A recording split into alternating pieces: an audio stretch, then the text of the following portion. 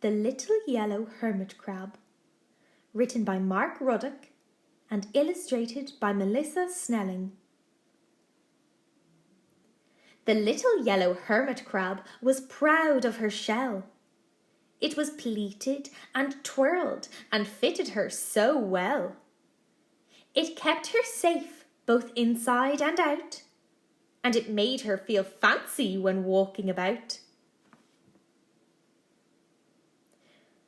The reef was much calmer than on a regular day, and the little yellow hermit crab wanted to play.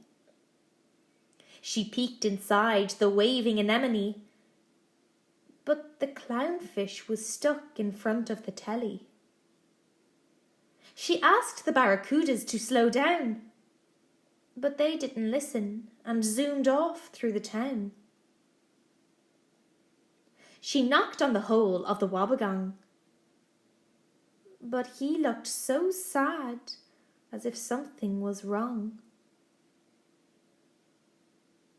The whole reef was quiet, like a bedroom at night, and each and every family was locked up tight. No schools swam by, and the waves were still. There was no one to play with, not a whale or krill. There were groupers, octopus, lobsters and squid, but when asked to come play, not one of them did. The little yellow hermit crab felt so alone, and so with a sigh, she scuttled back home. She rinsed out her shell and hung it on her hook, then curled up so comfortable with a good book. The story was filled with magic and song, but it didn't hold her attention and was much too long. One thing that stood out, though, above all the rest, were the knights with their swords and how they were dressed. Armour that gleamed like the hermit crab's shell, pleated and twirled and fitted so well. The knights strode out in the world without fear, protected and protecting with a purpose so clear.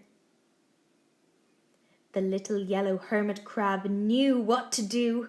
She picked up her shell and made off into the blue. Beyond the reef were forests of kelp, deserts of shells, and claws that could help. An army of armour, a factory of feelers, a collective of crustaceans industrious and eager. With skill and with care, new forms were created. Shells of all kinds, sizes shrunk and inflated. From pebbles to boulders, the claws carved and they formed a wave of creation upon which the crabs swarmed. When the work was completed, the crab sent out the call. "It's safe to play out! Come out one and all!" As the families of the reef looked out on their world, they saw their new shells all pleated and twirled.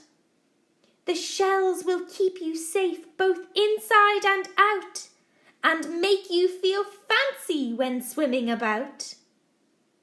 From the tiniest shrimp to the mightiest whale, each was protected from its head to its tail. They moved through the reef and surrounded the crustacean, and with one voice cheered in elation. "Thank you, oh thank you, little hermit crab. It's nice to be out and no longer sad.